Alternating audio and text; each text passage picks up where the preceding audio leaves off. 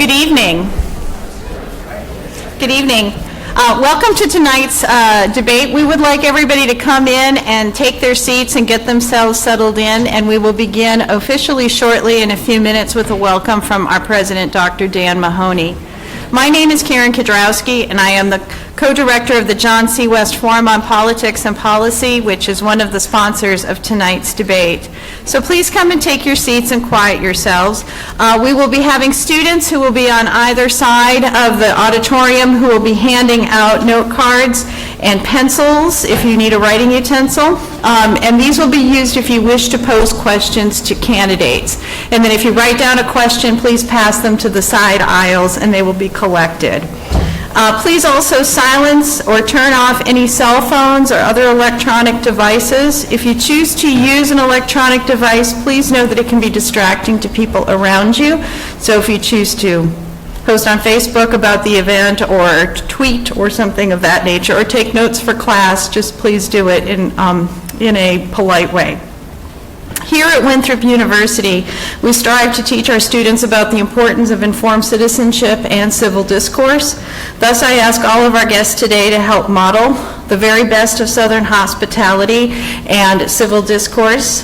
So whether you support or oppose a candidate or agree or disagree with what he or she is saying, please do not interrupt them with applause, cheers, catcalls, or worse. This only actually takes away from their time and gives them less time to be able to share their thoughts. Individuals who seek public office and choose to serve in public office often do so at great sacrifice to themselves and their families. And South Carolina is fortunate to have such a vigorous gubernatorial race underway and so many qualified candidates. And I commend all of them for running, and I am happy to welcome them here to Winthrop University. The South Carolina primary is June 12th. The last day to register is May 12th, so please go and vote.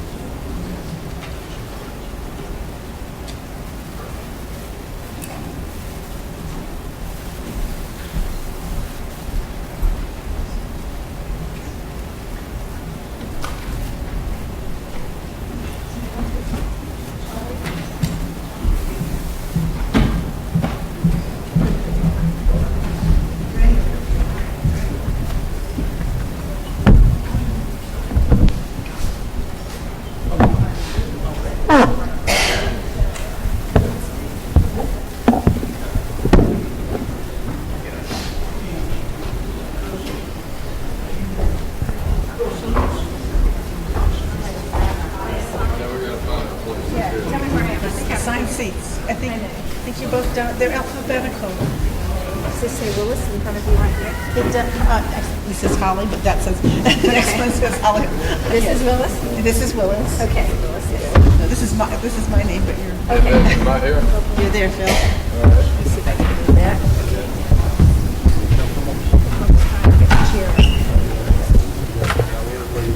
I think so. I think probably a little closer. Just a switch. Okay. That work? Where you sit? Hi. I'm Holly Oldbreak. It's nice to meet you. Hi, Phil. Hello, Miss Holly. How are you? Good. How are you? Nice, it's great.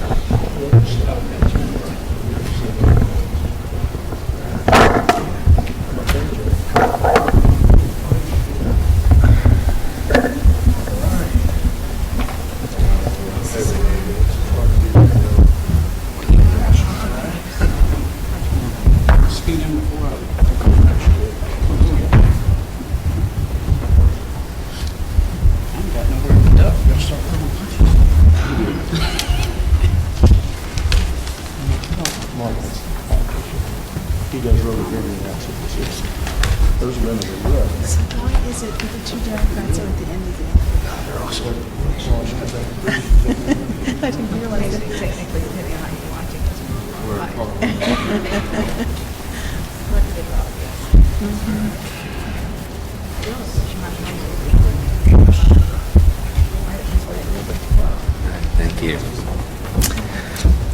Good evening. I'm Dan Mahoney, President of Winthrop University. It's my pleasure to welcome you to tonight's gubernatorial debate.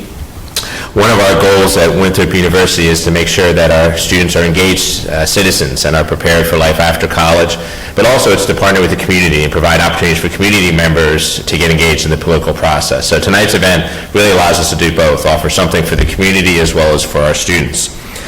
2 years ago, we had the great fortune of having 10 presidential candidates on campus. So our saying on campus was that the road to the White House goes through Winthrop University.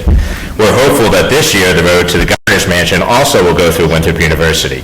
I want to thank, first of all, the Winthrop's John C. West Forum and the League of Women Voters for co-sponsoring today's events. I particularly want to thank the candidates, both for their willingness to be here tonight and participate in the event, but for their willingness to serve and go through all that they have to go through during this election process. We truly appreciate your commitment to South Carolina. In fact, thank you to all of you for coming tonight and participating in this event. Again, this is a special opportunity for us at Winthrop University and here in York County, and we appreciate you being part of it. So thank you. And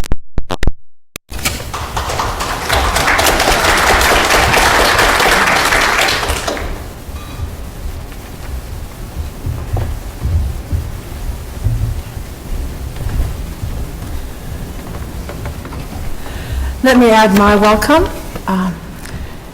to the debate among these 6 candidates who have offered themselves to serve as our state's chief executive. I'm Holly Ulbrich, co-president of the League of Women Voters of South Carolina. We appreciate your interest in active citizen participation in government, which is the guiding mission of the League of Women Voters. The League has been conducting candidate forums almost since its formation 98 years ago. We welcome you to this opportunity to have your issues and concerns addressed as you decide who gets your vote in the primary and in November. The League also sponsors an online information resource, Vote 411, where you can find your polling place, what your ballot will look like, and answers to questions from candidates that they have submitted in response to the League. The format tonight is as follows. We have 6 candidates. Martin Berry from the American Party, Kevin Bryant, Lieutenant Governor and Republican, Philip Cheney, Independent, Yancey McGill, Republican, Phil Noble, Democrat, and Marguerite Willis, Democrat. The other 4 candidates were invited but were, for various reasons, unable to attend. Each candidate has 2 minutes for an opening statement, and we have a timekeeper in the front row, and the timekeeping will be strictly enforced. So you have a yellow card for 30 seconds? Yes, okay, so when you see the yellow card, start to wind up. When you see the red card, you can finish your sentence as long as you don't add subordinate clauses or run-on sentences. We'll also be collecting questions from the audience, and we will have question sorters over here. We'll address as many as our time frame allows. The first 3 questions will come from the League of Women Voters. We ask that you address your questions to all candidates, not a particular candidate, and then at the end, each candidate will have 1 minute for a closing statement. And I'm going to do them in rotation, so I'm going to start with Martin Berry for the first question, Kevin Bryant for the second question, and so forth. So everybody gets to be first, and everybody gets to be last. And my first question, get the mic, we'll start with Martin. Are we going to speak for 2 minutes? Oh, yes, I'm sorry. That's Thank you. okay. Yes, Martin Berry, if you'd like to begin with your opening statement. Okay. My name is Martin Berry, and I was motivated to run for governor for a number of reasons. What I've done is join the American Party, and just to make you familiar with them, they operate on 4 solid principles. One is to legislate and govern from the center, not to just operate with a disregard for partisan politics or re-election, if you will, just to do the right thing for the people. The second part of this is economic competitive abilities. We want to boost that as much as we can every time one of us is an office holder and vote for the things that make us competitive. The other part is to stop the growth of a political class and stop career politicians. We want term limits on every office. We want to eliminate influence money, and we want to encourage public servants, real public servants, to step forward as candidates. The fourth part of this is that we want to hold our political parties accountable and each officer that holds an office accountable. This means we want complete transparency in every dollar spent, every action they do in office, and every which way they vote, why they voted that way, and to end corruption and unethical behaviors. Thank you. Mr. Bryant. Thank you, Holly. My name's Kevin Bryant, and I'm your Lieutenant Governor, and I'm seeking to be your governor. And I'm also a registered pharmacist, so Holly, before your group, you have a politician and a drug dealer. Probably the worst one up here. But seriously, I bring three distinctives to this race. One is I'm a small business owner. We've grown our business from 5 employees to 34, and I understand the crippling effects of regulation on small business. Also, as a pharmacist, seriously, Medicaid spending is over 1/3 of our budget. It used to be about 15%. And I've offered some proposals. There's a contract with South Carolina on our website, kevinbryant.com, if you could check out that proposal. Also, the opioid crisis, which is crippling communities all over this state. The third distinctive and most important is small business, healthcare provider, but the third distinctive is a record. I have a crystal clear conservative record. My political philosophy is very simple: promoting your liberty and protecting your wallet. And if you look at that contract, the very first thing on that contract is ethics reform. We have a political corruption investigation going on 5 years in South Carolina. The Godfather himself, Richard Quinn, it's been reported, was testifying in front of that grand jury this week.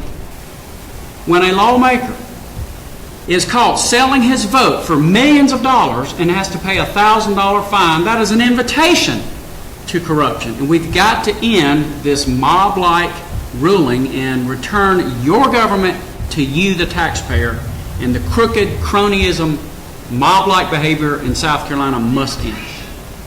Thank you. Mr. Cheney. Good evening. My name is Philip Mathews Cheney, also known as Phil Cheney. I'm a retired public librarian. I've served 3 counties in South Carolina: Florence, Anderson, and most recently in Oconee County, where I retired as director of the Oconee County Public Library. I've also been a city council member, 3 4-year terms for the city of Anderson, South Carolina. During that time, I also served as the city's representative on the Appalachian Council of Governments, headquartered in Greenville, South Carolina. I am motivated to run. I'm the least well-off candidate as a retired public servant on a pension. I am running as an independent. I'm taking no contributions. Nobody's ever going to accuse me of misusing contributions. And I am seeking 10,000 registered voters to endorse my candidacy. Some of the others here have some big names endorsing them, former governors, Kennedys, and this sort of thing. All I need is 10,000 registered voters from South Carolina to endorse my candidacy, and I will be on the ballot on November 6th. Thank you very much. Mr. McGill.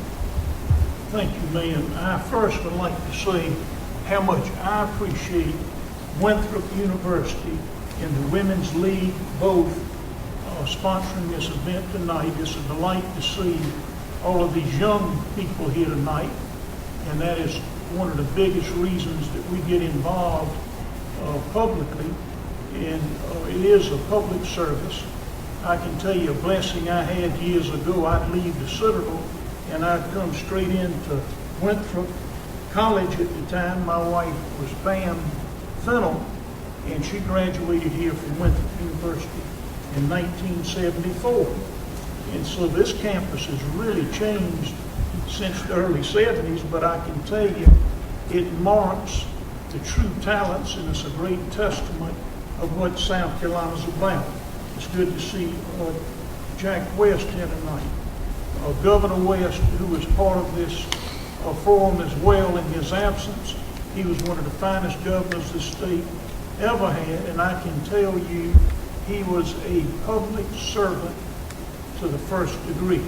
What we did is when we started years ago when I came home from the Citadel, we ran for a city council seat for a term, and then we were elected a couple of terms as mayor of King Street, and then we ran for the Senate at 32 years of age, and every step of the way, people would say, put your money down, you're not going to win, but do it. But I learned years ago, when you tell a young person that they can't do something, they don't do it. And there are students that are here tonight that you need to believe in yourself and believe in your community and believe that you'll get involved will improve the quality of life.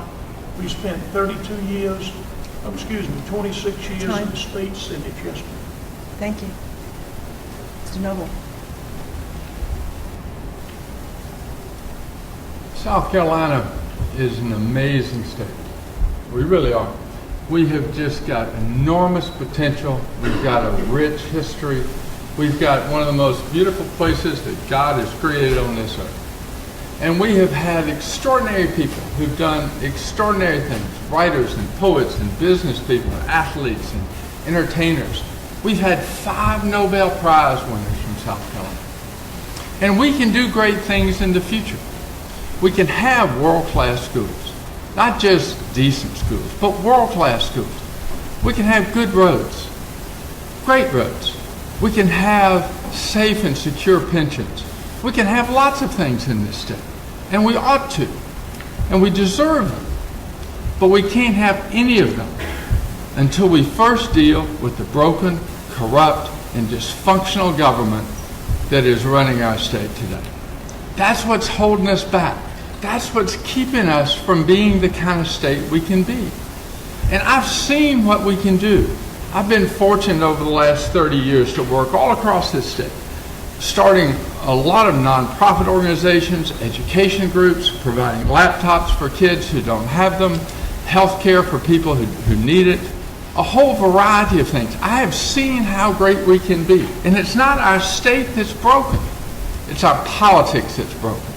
And until we fundamentally take this system that has become just plantation politics, if you will, and rid our state of this scourge, then we can do great things again. Because we can. Because we're South Carolinians. Thank you. Thank you. Ms. Willis. The year was 1949. Her name was Sarah Stevens. She lived in Abbeville. And she came to Winthrop to get a college degree. Her mama died when she was 2, and she was raised by her grandmother. Her father was a conductor on a train. Sarah Stevens was my mother. And she made every outfit I ever wore. She fried chicken every Sunday and every school picnic. You know why? Because she had a degree, a bachelor's of science in home economics before that was cool. She worked until I was born and my sister was born, and after that she was a homemaker, and she applied what she learned as a home economist here at Winthrop. I don't remember much of my mother from the early days because when she turned 40 she had a massive stroke. And she spent the rest of her life trying to learn to talk and walk again. But everything I know today about dignity and courage and resilience I learned from Sarah Stevens, Winthrop graduate. She never told me that I could do anything I wanted to do. What she said to me was, Marguerite, you know what you can do. And ladies and gentlemen, I tell you tonight, I know what I can do. I know that I can lead this state to a better place and deal with the really complicated problems of poverty and healthcare access and education that we're facing. Because I've spent a career as a business person, a lawyer, solving complicated problems. So tonight I'm thinking about my mother, Sarah Stevens, and I hope I'll convince you that I'm the best candidate to be the next governor of South Carolina. Thank you. Thank you. Our first question will begin with Mr. Bryant, and it is, as governor, what steps would you support to ensure that all of our children have access to a quality K-12 education? Thank you. Thank you for the question, Holly. The first problem with our education is Columbia has a bad habit of micromanaging the classroom. We have over 80 funding streams for education, and all these funding streams have strings. So we've got to get out of the micromanaging of the classroom from Columbia. And also, we need to add to that, we need school choice. When you put in free market consumer choice, you always get a better product at a lower cost. And pointing back to the record, the school choice that we have now was authored by me. We had a vote to offer school choice to every child in the state, and we fell a few votes short. That would have been a touchdown. I came back with school choice for exceptional needs. Now, all children are exceptional, but we do put labels on children, unfortunately. Exceptional needs, special needs, the terms are interchangeable, and it's working very, very well. And it's been a blessing to see what this has done for those children. Thank you. Mr. Cheney. The governor of South Carolina is a persuader, as I understand it. I would attempt to persuade the legislature to adequately fund schools all over the state and comply with the state Supreme Court's ruling about the quality of education around South Carolina. Okay. Mr. McGill? Thank you, ma'am. I would say quickly, my wife, who is a retired educator, K through 12, early childhood, she not only kept me abreast all the years I served in Columbia, but I can tell you that in order to help, especially K through 12, we have got to realize it's not just about the money. We have poured billions of dollars, and we still sit 49th out of 50. And I can tell you that the way to do it, the simple way of doing it, is we've got to reach our K through 12 educators and let them come in as an executive. That's what we would do. We would bring in our educators and let them share with us what the solution is in improving those test scores and making a big difference. I can tell you in the past it has not worked. Has it been money? We have poured the money into education. And I'll give you just one example, and I'll stop. Is just like the young people here at these universities and colleges.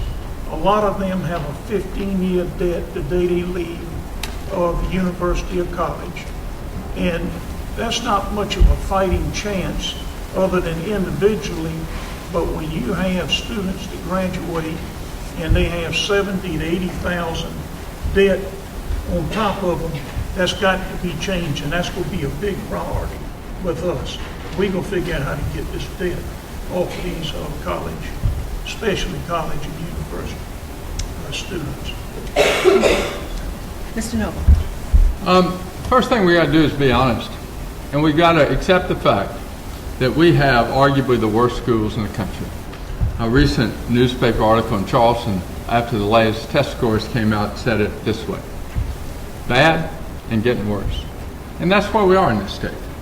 And what we've got to do is not take this broken system that doesn't work and try to tinker around the edges and try to patch a few holes. We've got a few good schools, and we need to take that and learn from it. But more importantly, we just need to essentially junk our present system. And we need to reinvent public education. We need to reinvent it beginning not with pre-K, but prenatal, all the way to post-grad. And we just got to reinvent this system. And there are about 4 or 5 things that we got to do. First, we ought to double the pay of teachers in this state. Double it. You can't have quality students without quality teachers. First thing we got to do. Second thing we've got to do, we've got to understand that Brown versus Board education was passed in this state, in this country, 63 years ago. And we still have a segregated school system, and it's not only racially segregated, the money is segregated. Good schools are white schools, by and large. Poor schools are black schools, by and large, in this state. And we've got to accept that. We've got to accept the role that race plays. And then there are a whole variety of other things we need to do. We need to make sure that every kid in this state has a laptop or other learning device. We need to have broadband access. We need to do a whole variety of things that empower teachers, give them the tools, and then hold them accountable. But fundamentally, we have got to reinvent our public education system and not just try to patch the holes in a broken system that's failing our kids and creating a fraud of a high school diploma when the kids cannot do the work they need in life in schools. Thank you. Ms. Willis.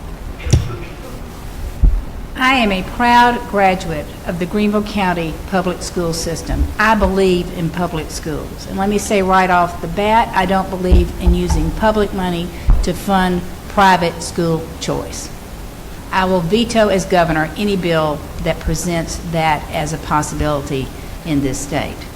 Second, in 1977, over 40 years ago, there was a bill passed that required the legislature, which has the constitutional duty to provide free public education to every child, to equally fund every child in this state. Since 2010, the legislature has underfunded children in this state, education in this state, by $4.4 billion. So job number one is to get the legislature to comply with the law. It's time, it's way past time for this equal funding. I live now in the PD, I live in Florence, I live in the corridor of shame. We have school children who come to school hungry. We have school children who go to their homes hungry every day. We have got to deal with those children and these problems immediately. Phil wants to scrap the system, and I say, well, maybe someday that's not a bad idea, but what are you going to do about the kids at Briggs Elementary School?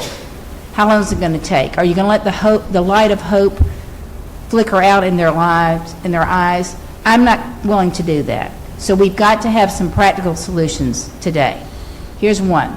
There are schools in Florence that have no teachers. Let's find the best teachers in this state and broadcast them into those classrooms. It hurts nothing for the teacher in Anderson who's the best. She doesn't leave her classroom, but the kids in Florence who are missing teachers are given teachers right away. That's a practical solution because I'm a practical problem solver, and I believe in a micro solution in addition to the macro. Thank you. Mr. Berry. Ever since I was a kid, I've considered teachers essential services on the level with firemen, EMS, things like this, because they're empowering and making our children literate. And what we want to do is push the idea that we have empowered, literate, and personally responsible students coming out of our schools.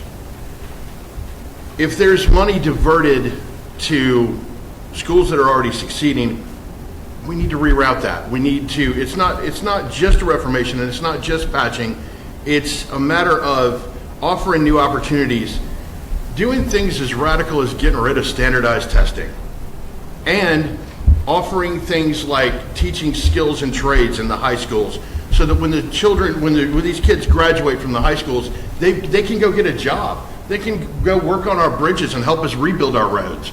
And then the state can actually give them a job at the end of it all. Or they can go work for a private company or even start their own businesses. And then if they've got that level of employment, they may be able to not be as crushed by further education if they so choose to go to college. Thank you. Our next question will begin with Mr. Cheney. The question is, one of the biggest controversies engaging our newest voters, and we've got some new voters in the audience, is gun safety. What steps would you support to make our schools a place of safety for the next generation?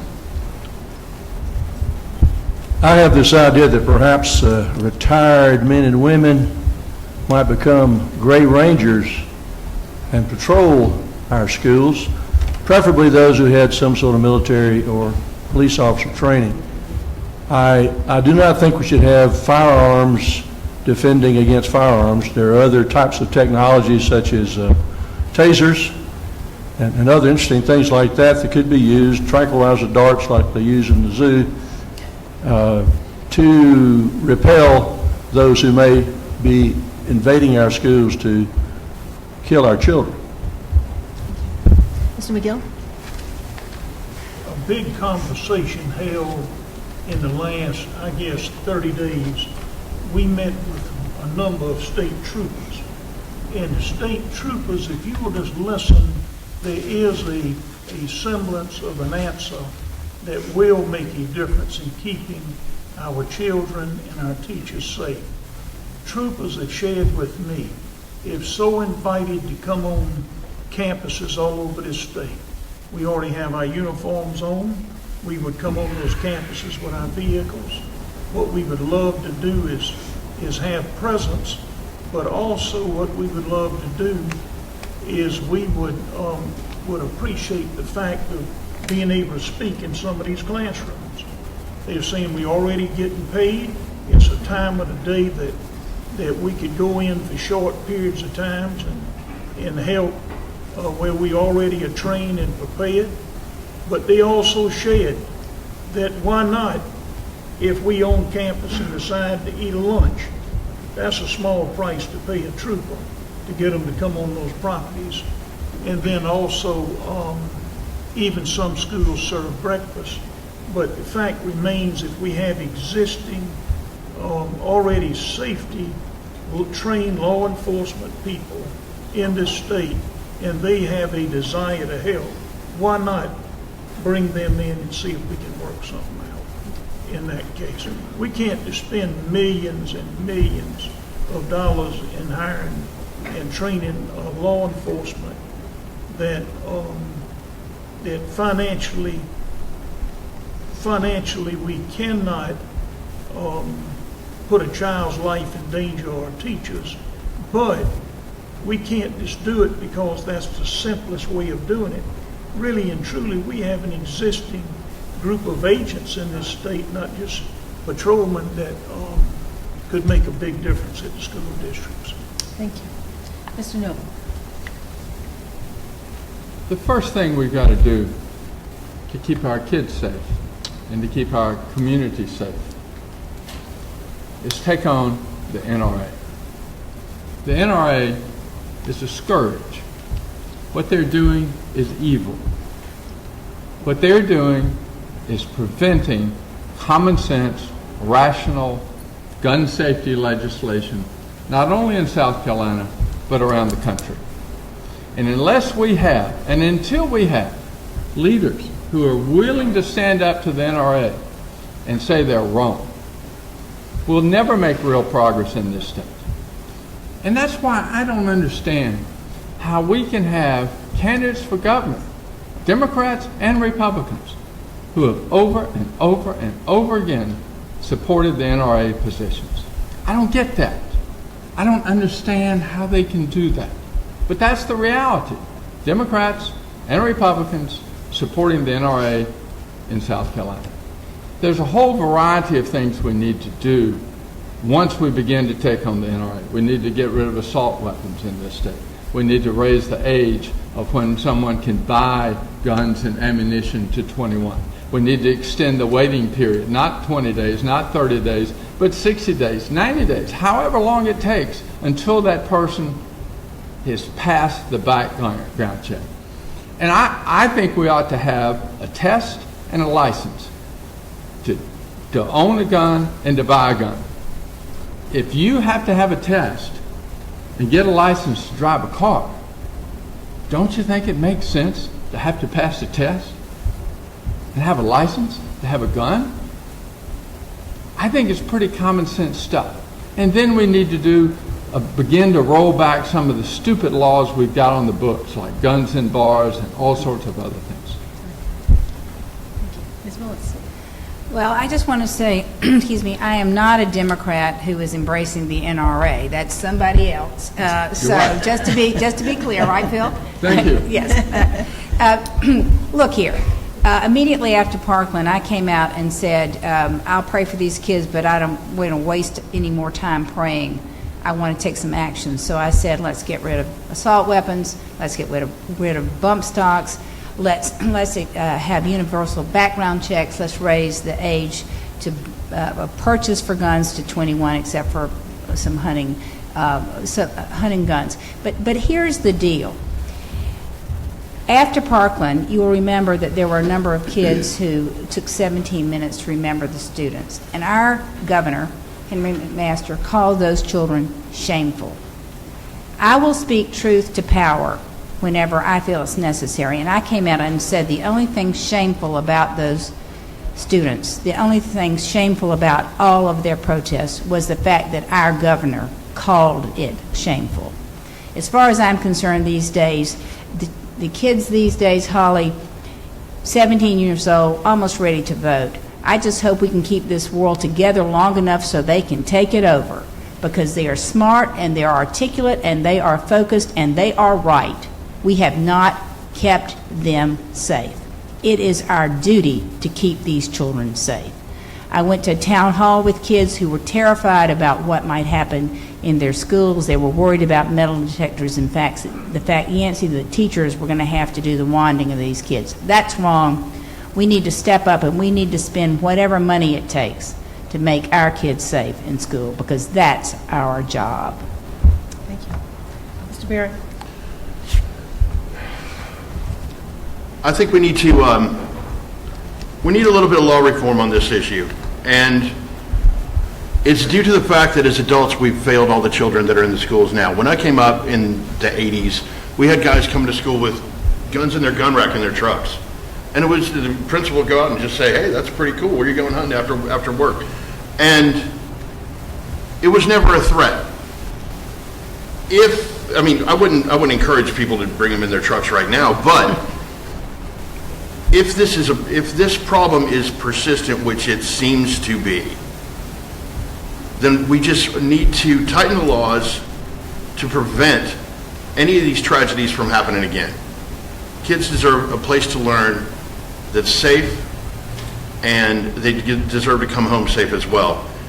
It's a multifaceted problem, though, that began with the inability of a family to survive on less than 2 incomes. When you take that plus the stigmatization and slashing of mental health programs, along with families that are overworked and don't have time to parent and coach and guide like they should have time to, then you've got a whole new situation.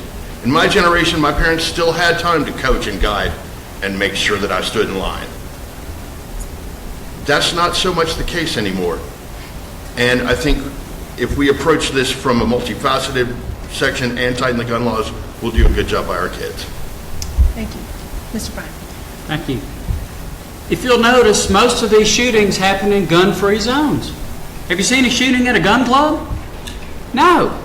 The best way to stop an active shooter is to shoot back. I've introduced 2 pieces of legislation. One frees up current funding formulas for school districts to make the decisions on the local level. No mandates coming out of Columbia. We have a mandate right now that the only armed person in a school must be a uniformed police officer, a school resource officer. This would allow the school district to decide to use those funds to fund school resource officers.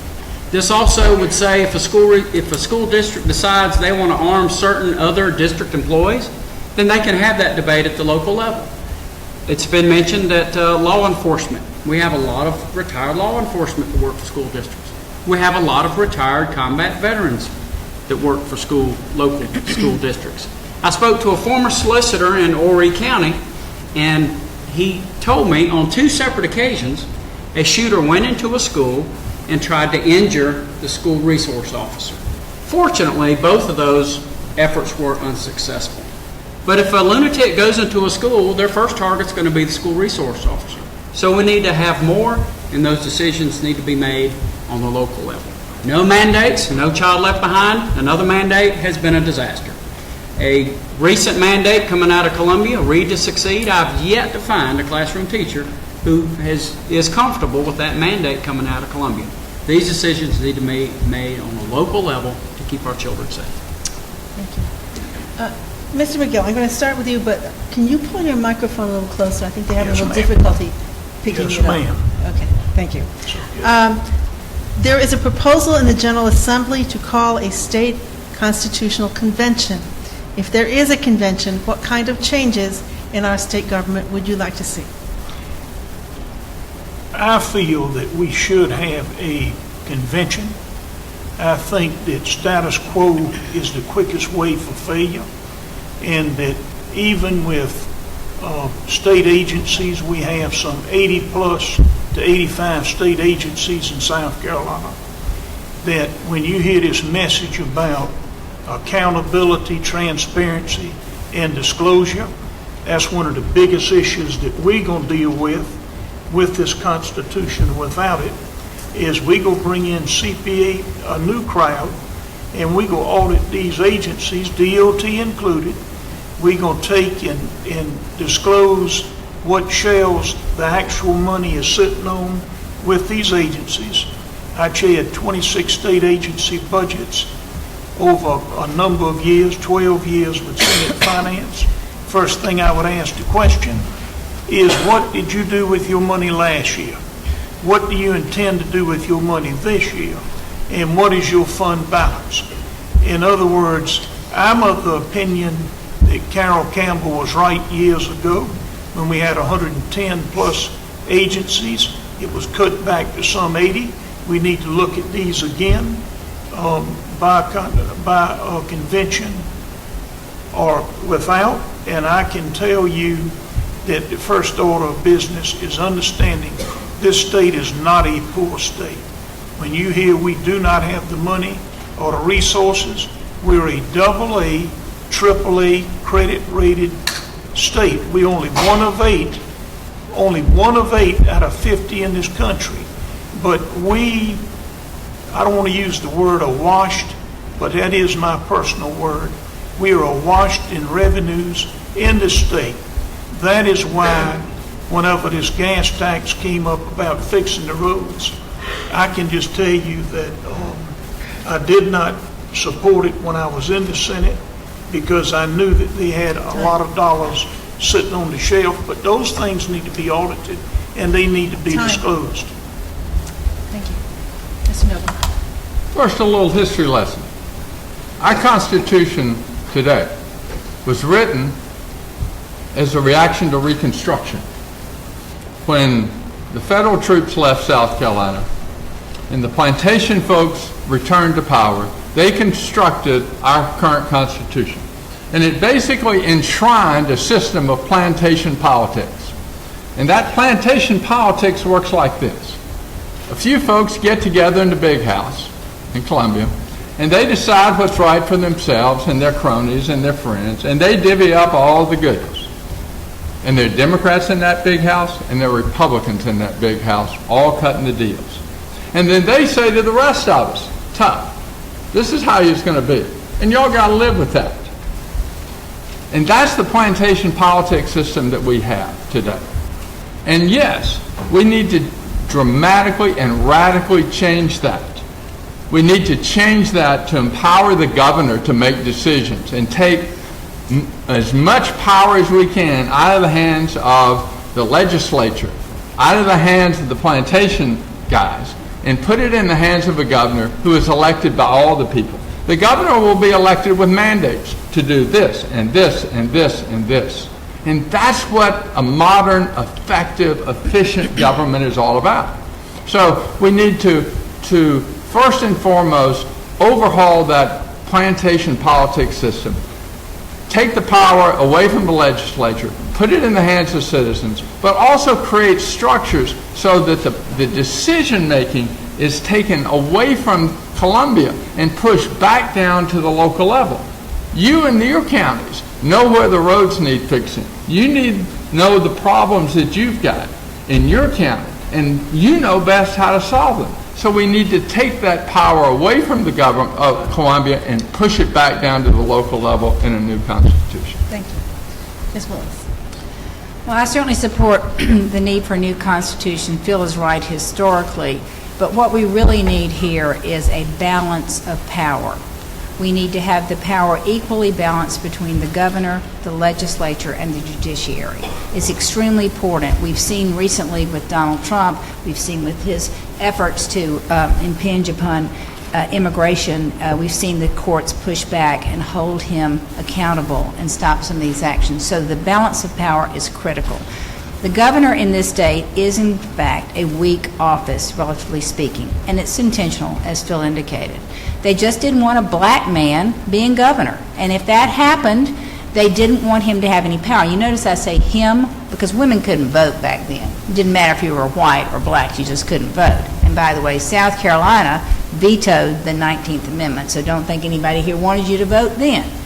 I have an African-American running mate, Senator John Scott from Richland County. And if something should happen to me, if I'm elected governor, then Senator Scott would become governor. It would be a historic moment, and it would be a moment that folks after the Civil War wanted to prevent. So we need to get the power balance. We need to get the Department of Education under the governor so that Phil and I and others don't have to say it's up to the legislature. We can't do much because the legislature isn't doing their job. That needs to be a function that comes under the governor's control in addition to others. But that's a very important change that needs to be made. And by the way, I do not support any change constitutionally that takes away from any woman's right to choose. Hear, hear. And Ms. Willis, before we go on, I just need to point out that in 1970, on the 50th anniversary of the 19th Amendment, the General Assembly did vote to ratify it. They didn't have much of a choice. Mr. Barry. I share the opinion of equalizing the power between all three branches of government. In addition to that, I would suggest that our Constitution needs term limits for every office listed, except for those that are appointed for life. And I would also suggest that a budgetary item be inserted into our Constitution somewhere where it limits the ability of the government to function above, say, 5% state GDP. That's about it. Okay. Mr. Bryant. Thank you. I will agree with what's been said by several candidates up here, that our Constitution of 1895 is based on racism. Ben Tillman wrote that Constitution because if we ever elected a black governor, that governor would be very weak. We have, our founding fathers envisioned three distinct branches of government: the legislature, the executive branch, and the judicial branch. In South Carolina, we really only have one branch of government. We are known nationally as the legislative state. We have the strongest legislature in the country and the weakest executive branch. The top of the list is the current Department of Transportation. The highest tax increase in South Carolina history is not going to fix your roads. It's not because of the money, it's because of the structure of the DOT. It's like a football team with 3 head coaches and 9 starting quarterbacks. You don't know who to hold accountable. You don't know who to hold accountable. And we've seen the money flow to Greenville. We've seen it go to Charleston. Now it's going to Florence because of the power in the legislature currently is in Florence. And Florence takes this and accepts this also. They know it's their turn now, but it's not going to last forever. We have a 5-lane road from Florence to Pamplico that you paid for that cost $350 million. So next time you hit a pothole, think of your money that went to that brand new 5-lane road. These decisions are based on politics. I would like to see the Department of Transportation put under the office of the governor, and as governor, I will fix your roads, and the decisions will be based on public safety and traffic flow. Thank you. Mr. Cheney. There are 3 things I'd like to see in a new constitution. Many western states have recall and initiative, where you're able to recall elected officials. Arnold Schwarzenegger got his job because they recalled his predecessor from the governorship of California.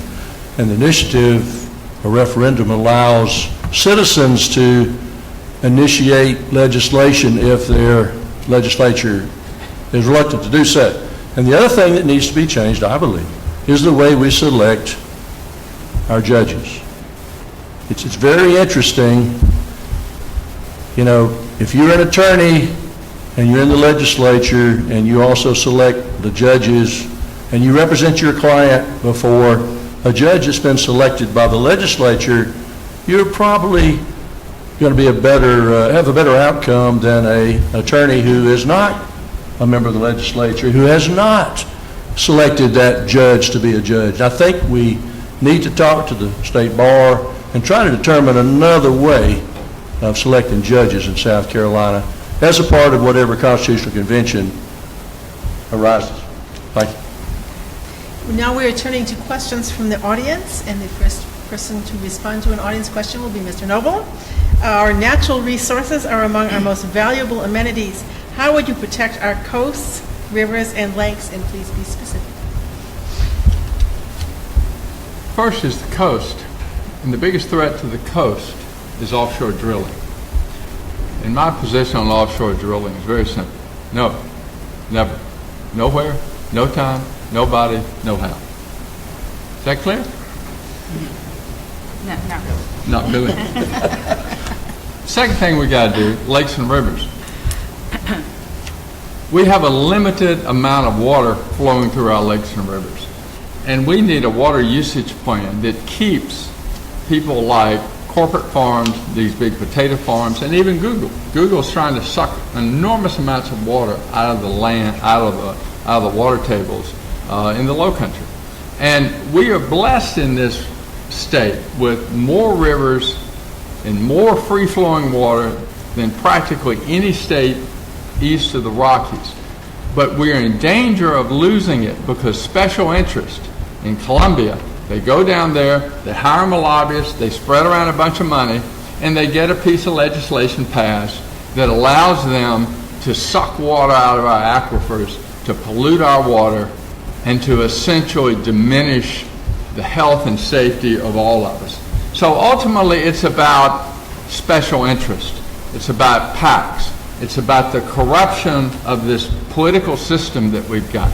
And if we can begin to deal with that corruption, then we've got the chance to do what's the right thing to do, not only for our environment, but for gender equality, for education, and everything else. But that's where the problem lies. The problem lies with the special interest and the money that buys the exemptions, that buys the legislation, that buys the politicians that give us policies that endanger our coastline, that endanger our waterways, endanger our environment, and endanger our future. Ms. Willis. Well, the first thing we have to do is we have to impeach Donald Trump. Well, that's a good idea.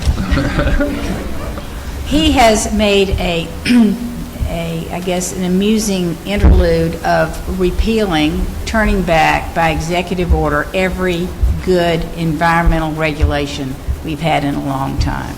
He thinks he can bring back coal. Is he kidding us? It isn't coming back, and what's going to happen in the interim is that we're just going to add more pollution to our air. So that's job number one, ladies and gentlemen. Whatever you think politically, whether you're a Republican or a Democrat, he's got to go. Now, I support no offshore drilling. One of our biggest industries in this state is the hospitality industry. Up and down the coast, this is important from a business perspective, but it's also important, as I like to say, from a heart perspective. It affects our rivers and our birds and our wildlife and all the beautiful parts of this state that we love and treasure and that are so valuable to us. So I completely agree with no offshore drilling. And I do believe that a comprehensive water policy is a good idea. Water is a limited resource. I know in Florence, where I live, the PD River was going dry about 10 years ago. My husband happened to be the mayor, and I said, do something about it, Frank. And he said, well, I can't. They're upstate dams. And I said, well, I don't believe that. I said, you have to do something. So we convened all the water users up and down the PD River, and they got together, and they went to the FERC, and they got dams relicensed upstream. But we've got to be creative, and we've got to be persistent, and let's get rid of President Trump. Mr. Barrett. I am completely against anything that is destructive to our environment, the wetlands, the coast, the woodlands, the rivers, the lakes. I live on a lake right now, and I've seen it dip really low. I've seen it at its peak at full pool. And just to protect these resources is going to be important for generations. It's not just us. It's not just the next generation. It's forever. We have to be better stewards of the planet and of our resources, and we have to hold all our upstream neighbors accountable for any pollution that's happening there. The message from Washington's been pretty clear. They're not going to run the EPA, so we got to do it ourselves. So we need to put these regulations in place and then enforce them. Mr. Bryant. Thank you. On offshore drilling, I can't tell you whether I support it or oppose it because we need to explore. We need to find out what's out there. A lot of the experts think we might have natural gas, and the risks for natural gas drilling are by far much, much smaller than petroleum. But as far as our waters and rivers and streams, I'm a very limited government guy. Some people have even called me a libertarian, and I wear it as a badge of honor. But I did support a government water withdrawal permit. You shouldn't be able to stick your pipe in a river or stream and drain it dry. So I did support that to protect our rivers and streams. Thank you. Mr. Cheney. We need a Department of Health and Environmental Control headed by someone who will go after folks that are doing bad things. There are 350,000 gallons of gasoline near Belton, South Carolina, in Anderson County. It was a spill of that much 3 years ago. They still haven't finished cleaning up 350,000 gallons of gasoline. There's a plantation pipeline that runs through Anderson County. We also have an issue that I was reading about yesterday with tritium down in the Savannah River plant. And it's contaminating the stream, and DHEC lawyers are supporting the folks that are doing this, the company that's operating this landfill. And I think that's pretty interesting. You know, this is very dangerous stuff, tritium, to be in the water supply. It's way above safe limits, and it's in the water supply in those streams down there. The other thing that we have to be concerned about, of course, is the fact that as sea levels rise, we may have to face the fact that some of the folks on the coast are going to have to move inland to those poor counties that don't have many citizens. I mean, we cannot continue to rebuild our seacoast towns if they're continuing to be inundated and washed away. I think we have to be realistic about the reality, whatever's causing it, the reality of rising sea levels and the effects on our state of South Carolina. Thank you. Mr. McGill. Thank you, ma'am. I am totally against offshore drilling. I can tell you that I've talked and met with a lot of local mayors and county governments. The only groups that are in favor of those that are trying to set up a mega business to take and drill offshore. And I can tell you that being a former mayor of King Street, I know Dr. Eddie Lee, historian here at Winthrop University, is a mayor over in York, but he and I have talked about it. Home rule went in effect in 1975, and it transferred a lot of this mandating power from Columbia and gave it back where it belongs with local governments. The problem today is those mandates are still being sent, even from the federal level back to the state, and from the state back to the municipalities and county governments. Who can better regulate on the local level? You can't have people way off trying to dictate to local people what to do. I will tell you this, that people can say in these debates what they intend to do or not intend to do, but it's like the General Assembly. There are 170 votes. If you can put those votes together, you can pass virtually any legislation, any appropriation bill, depending on if you can get those numbers. I like the local governments advising what we should do. That includes counties and municipalities. And so with that said, I have found my own poll that the local people do not want the environment disturbed. They don't want people from out of state coming in that are creating some big money machine on the coast. They want to manage their own local areas. Thank you. Yes, ma'am. Let's see, who did we start with? We started with... Yeah, we started with Phil. Okay. All right, so it's your turn. Okay. Okay.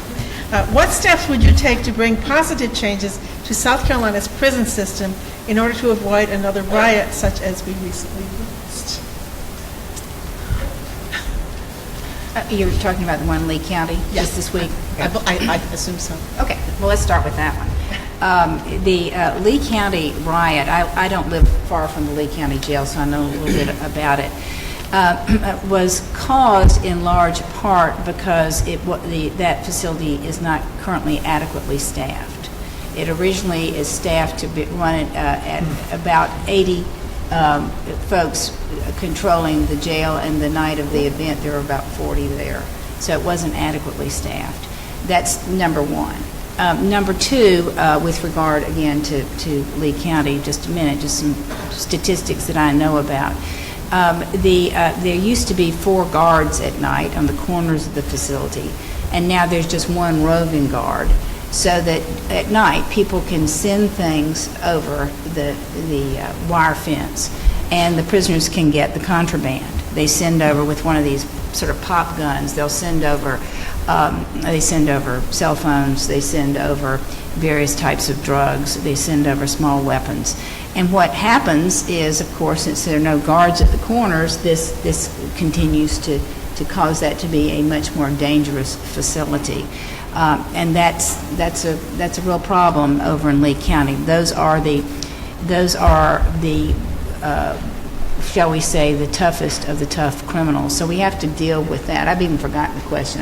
Give it to me again. Let me sum up. What steps would you take to bring about positive changes to South Carolina's prison system in order to avoid another riot, such as what we recently witnessed? Adequate staffing, adequate money for the facility, and making sure that we also, on the other end of that, deal fairly with the young folks who need to be helped to not get into the system, because in Lee County, the system is broken.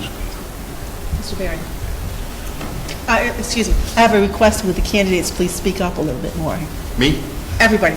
Okay. Nothing personal. Even me? Maybe I'll pull that closer. They didn't specify. All right. All right, I want to make sure everybody can hear me. That's good. For our prison systems, we need a reform in not only the way they are structured, but the living arrangements and the variability within that. If you've got a structure that stays in one place for a very long time, they come up with the opportunity to kind of cheat the system. We also need these systems to be rehabilitative rather than just punitive. And instead of fostering something like the chance that a person could get out of jail and be back in jail 70% of the time, we need to do much, much better on that. If they come out of jail with a skill or a new lease on life just due to what they've learned on the inside, maybe we've reformed somebody that can be a contributing member of society. Mr. Bryant. Thank you.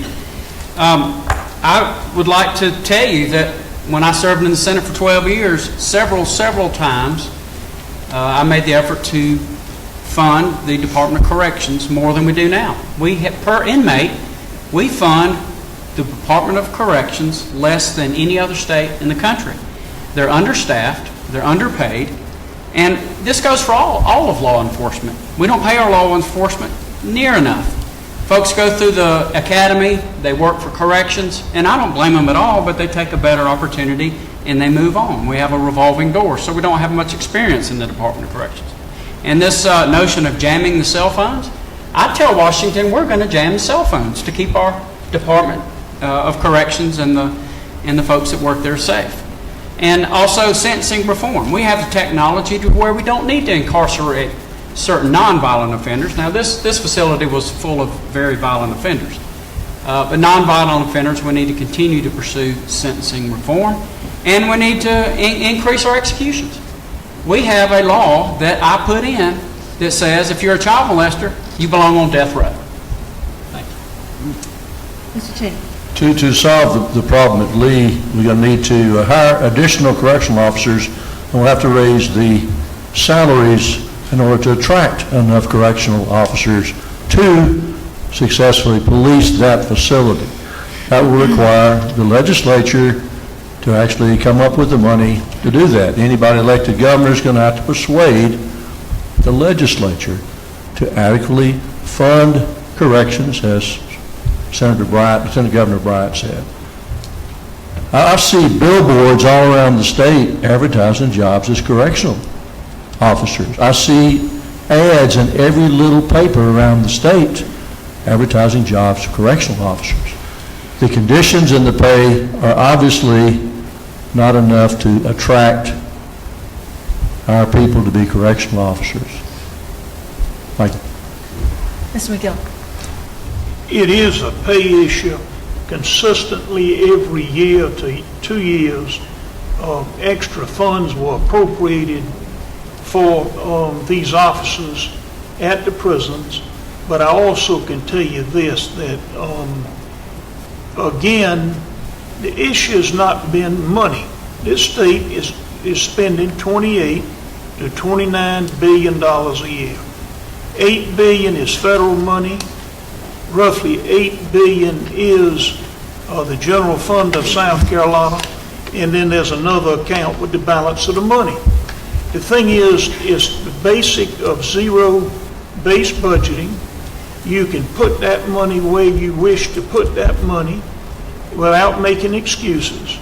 And I also can tell you that I am truly of the opinion that CCI, which is a very rough prison, those guards every day live not knowing if they're going to live tomorrow.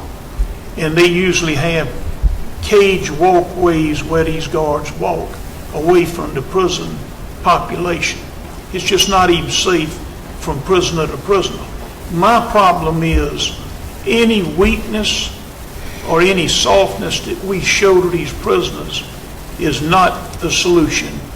I can tell you their victims weren't shown the love and the compassion when those crimes occurred, but I can tell you that the more you give to a prisoner, the more hostile it's going to become.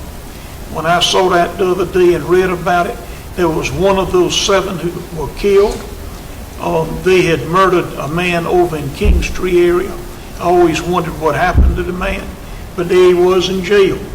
And you can figure it biblically, or you can figure it any way you'd like, but God does not like ugly, but you can't soft handle or soft pedal people of crime. Thank you.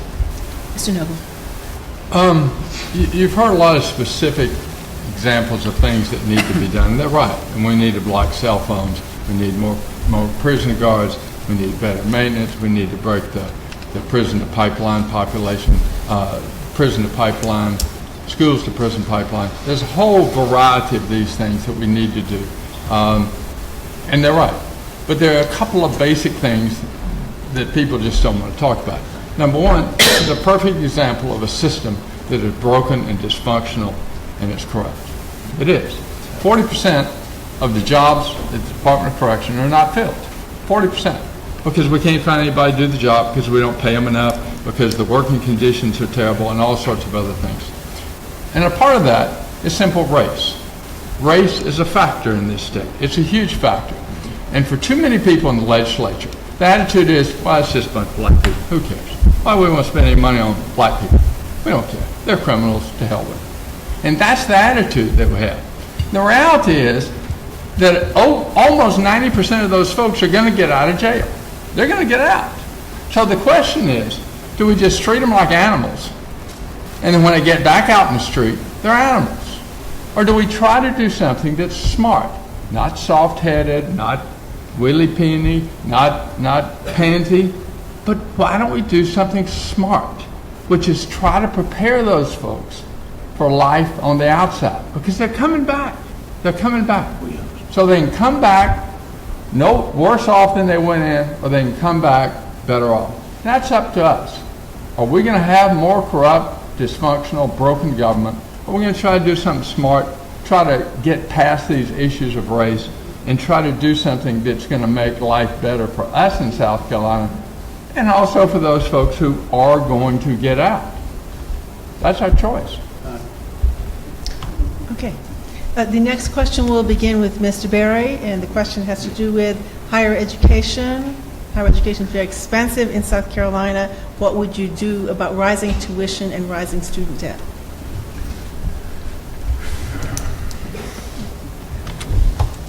We have long needed a different method of funding for students to get through college without being crushed by debt at the end of it all. Whether that is subsidizing some of the state schools to make this more within reach for our students, or whether it's kind of like designing a HOPE program like Georgia had for a while, where we take money out of the lottery fund and we give the students all or part of their tuition for each semester that they maintain a B average. That is the kind of thing that I'm all for. Because if you're paying a student debt, you could be paying on this thing for 30 years. You borrow $26,000 to go to college. At the end of it all, you pay $48,000. And it's just crazy how long that takes. Plus the interest that compounds on it. It's out of hand, and we need to get a handle on it, and we need to just kill it where it lies. Mr. Bryant. What we need to do in South Carolina is create a board of regents. Our public colleges and universities are all very independent. We have what we call as mission creep, where they go beyond the mission of teaching our students how to have a successful career when they get out of school. I believe the Board of Regents is the way to go to keep these boundaries and keep these colleges, universities in bounds. My father-in-law likes to say colleges and hospitals are always broke and always building. Every time we increase funds for scholarships and the line items that they get, the students' out-of-pocket expenses has yet to be come down, has yet to be brought down, I'm sorry. So we need a Board of Regents, and I believe that will help bring in the expense of higher education. Thank you. Mr. Cheney. It's my understanding that 10% or less of the budgets of the major state universities in South Carolina comes from the state legislature. We have a real issue here. Tuitions have to make up the difference when only 10% of the cost of a state institution is coming from the state itself. Any governor who wants to change this is going to have to persuade the legislature to provide more funding, a greater percentage of funding for state universities such as Winthrop and Clemson and University of South Carolina. I don't know how that's going to work. But as I said, as we've noted, the governor is just a persuader. Whoever is elected governor has to work with the legislature to persuade them to do things differently. Thank you. Mr. McGill. Thank you, ma'am. Let me say this. First of all, by the time we get to college and students having to pay that bill of grandmama and granddaddy, mom and daddy, a lot of this money should have been spent when they were first starting out as young children. And that's one of the biggest areas that we have got to strengthen in a greater way. By doing that, we're going to end up helping at that college university level. I can just tell you that I've had some of these young people that have traveled with me all over the state, and they owe anywhere from $65,000 to $80,000, and they're guesstimating 14 to 15 years it's going to take for them to pay it off. The universities, they get their scholarships out there. Palmetto, I think, is $8,000, and you got the life scholarship. You got other scholarships that these young people get, but it's not covering the cost. The image was, when the lottery was passed, that it would foot the bill, it would pay for it. And there, even the message is at a technical college that you can go to a technical college and have a full paid tuition process before you graduate. None of it is working. All of that has got to be brought to the table. You got to get the Dr. Fred Carters of this state. We got to get these university presidents together.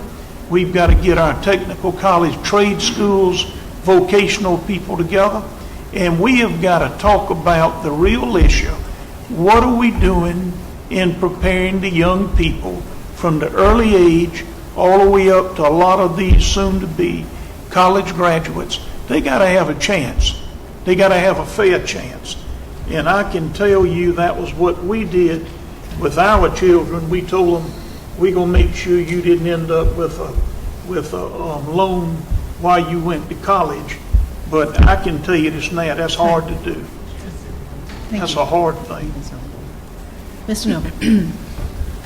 A few months ago, the Commission on Higher Education put together a really exhaustive study about the state of higher education in South Carolina and what to do about it. And they sent it to all members of the legislature, the House and Senate, and they sent it to every candidate that was running for governor.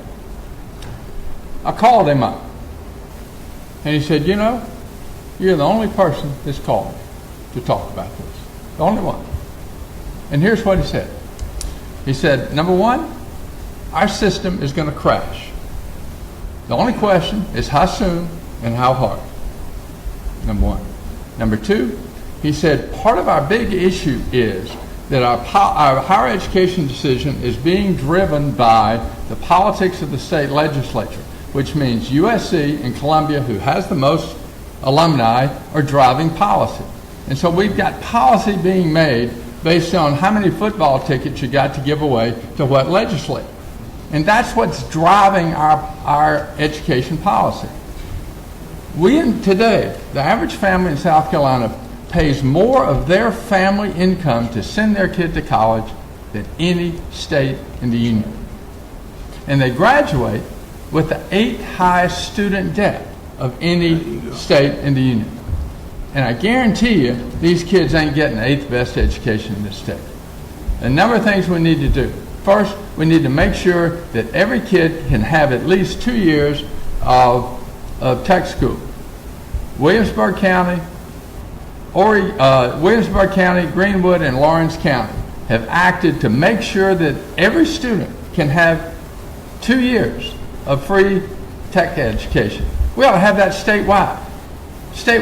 And then we can go on from there. There's whole lots of things we need to abolish the out-of-state waivers that are bloating lots of money that ought to go to South Carolina kids. Thank you. Ms. Willis. Holly, will you restate the question, please? Yes. Let me go back and find it. Okay, thank you. Okay, well, the basic question was that about the rising cost of education and what would you propose to do about higher tuition, higher student debt? Okay. Look, there's a real problem here for our students who want to go to college, who are having to struggle, their families have to struggle. This is a serious problem and one that we've got to find a good solution to. I think we have to all come to the table and talk about this. It's not a Democratic problem. It's not a Republican problem. It's an every citizen problem because we want our kids to have the best future they possibly can have. No one can disagree with that.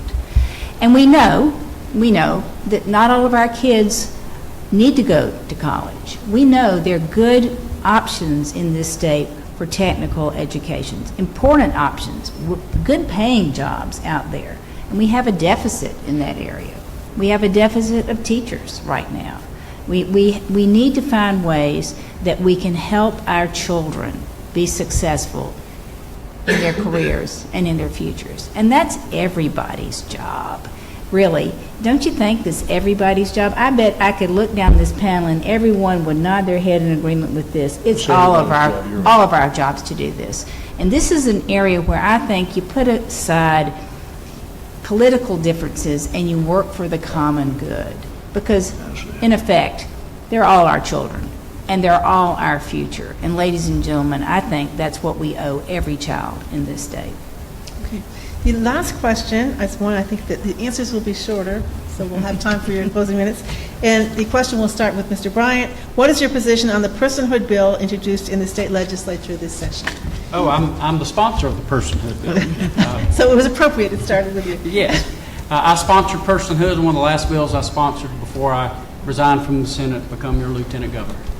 Our Creator, our Declaration of Independence says that we have certain unalienable rights endowed by our Creator. And among these rights are life, liberty, and the pursuit of happiness. And the personhood bill protects the little boys and the little girls in the womb. Mr. Cheney. The personhood bill, if passed by the legislature and signed by the next governor, would make the state of South Carolina a no-woman's land for every woman of childbearing age. I am adamantly opposed. There are all sorts of practical problems with saying that a person is a person from the point of conception, but the real issue is if you have a spontaneous abortion, otherwise known as a miscarriage, you would be prosecuted for murder in South Carolina if this bill passes. Mr. McGill. I support the personhood bill. Being the Baptist that I am, having grown up First Baptist, Jeremiah 1:5 so states that the Lord knew each and every person when that person became part of the mother's womb. We'll go home and read it, Jeremiah 1:5, and I can tell you now that if the Lord so stated it biblically, then it is a position that I personally have always taken. And from my time being in the Senate, Lieutenant Governor, I've always voted in favor of pro-life, be based on that and many other reasons why. Thank you. Mr. Noble. I am for a woman having the right to choose. I think the decision is between herself, her doctor, and her God. And I don't want the South Carolina legislature or anybody else telling my wife or my daughter or you or your wife or your daughters what they ought to do. It's that simple. I think we need more Planned Parenthood in this state. I think we ought to have Planned Parenthood clinics within a reasonable driving distance of every woman in this state to provide women's health, reproductive health, all kinds of women's health is what Planned Parenthood is all about. A number of years ago, in the late 80s, when there was a group called Operation Rescue who was trying to undermine and close Planned Parenthood clinics, Planned Parenthood came to me and asked me for my help. And I went to work with them.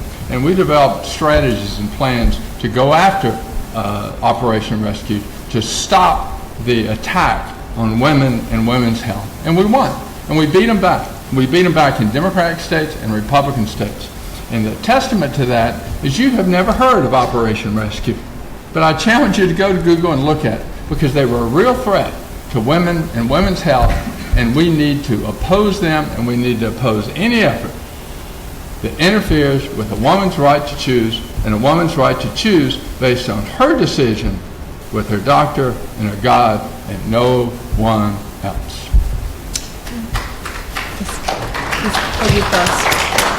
I'd like to applaud for that too, so way to go, Phil. Thank you. As the only woman up here, let me tell you that I'm adamantly opposed to the personhood bill. It is every woman's right to choose, and until the Supreme Court changes its mind, until Donald Trump stuffs it with everyone he can find out there to change this precedent, it will be and continue to be the law of this land, and it should be. It should be. But if a personhood bill passes, and if it's held to be constitutional, then here's what I think we ought to add to it. Every legislator who votes in favor of it must adopt his or her share of the children born that year that cannot be taken care of by the mother or the father. The folks who don't have enough money, who don't have the mental stability for another child, they're going to go home with the legislator. That's my proposal. I'd vote for that. Mr. Berry. Moral and personal issues have no place in legislation. If you're gonna make this decision, it has to be your decision alone, without interference from anyone else. If men could have abortions, not only would they be free, they'd also be way legal. That's it. Okay, I think we've got a couple more questions, and we don't have time for them. One has to do with term limits. One had to do with protections for LGBT, just so you know what's on people's minds. And there was one about poverty and one about infrastructure that we didn't get to. But it is time for your 1-minute closing statement, and I believe, Mr. Cheney, you get to go first. I'm the only candidate up here that needs your help to actually be on the ballot on November 6th. Mr. Barry will be adopted by his convention of his American Party. The other individuals up here have paid their $4,240 to run their respective primaries. I need 10,000 registered voters to endorse me so I can be on the ballot November 6th.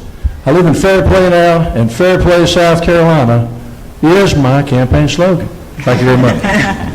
Well said. Mr. McGill. Thank you. Thank you, sir.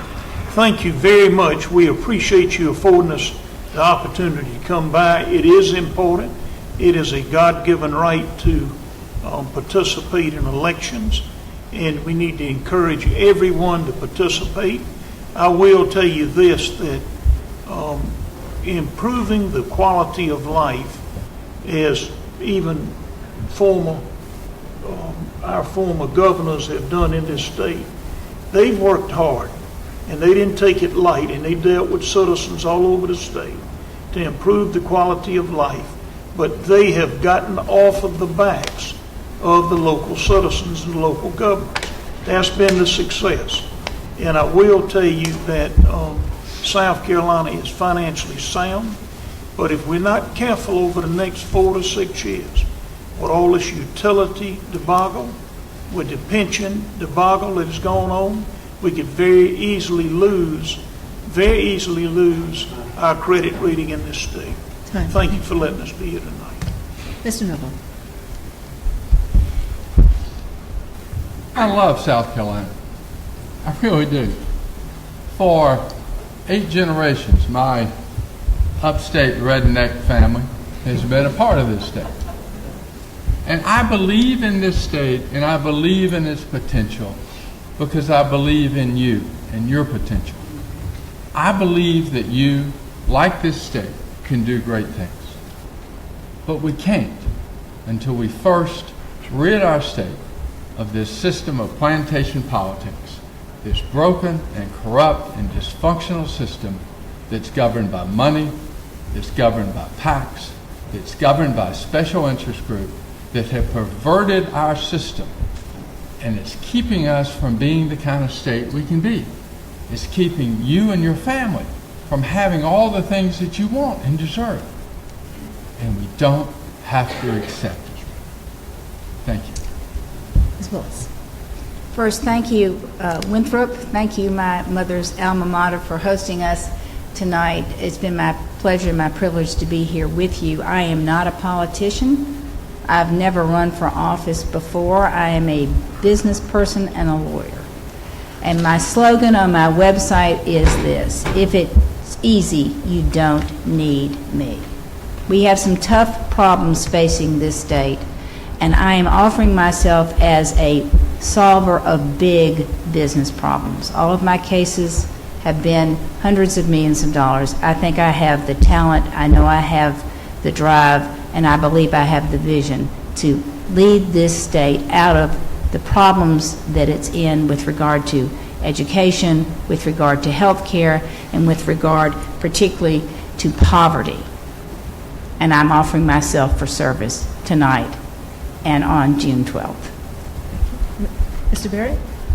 Change is really scary, especially to people that are in power and accept the status quo. If I get to hold this office, everybody comes on this ride with me, and we remind everybody in power where the real power lies. It's with all of us together, because we're on this together. Mr. Bryant, you get the last word. I want to thank Winthrop, I want to thank the League of Women Voters, and I want to thank each and every one of you for being here. I really, really appreciate our First Amendment rights to free speech, and it's just the thrill that we can have this conversation. A lot of places in this world you can't have a political debate, but we have that freedom too, and I want to thank you for taking the opportunity of that, and I want to thank my colleagues up here on the table for that. I have a record. Ronald Reagan said, "Trust but verify." Everything you hear me say, everything you hear that comes out of our campaign, I can point to a record of legislation I have voted for and legislation I have worked to defeat. And I need to tell you that your character and your integrity is not reflected in your government. Your government is run by mob bosses. I have proposed an anti-racketeering statute that will run the mob bosses out of Columbia and return your government to you, the taxpayer. Thank you very much. And let's give our entire panel of candidates.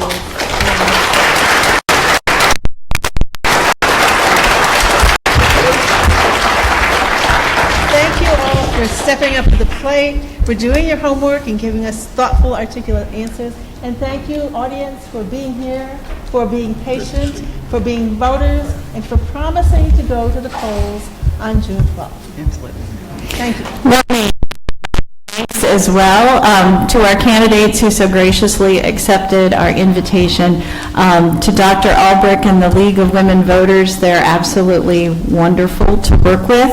Our sign language interpreters, let's give them a hand as well. They've been working hard. And I won't try and name names, but let me also thank all of the faculty, staff, and student volunteers and staff members who helped pull this together. It was a real team effort, and it came together fabulously. Thank you. Have a good evening. Very nice. Very nice. I enjoyed your stuff. I've been on your mailing list.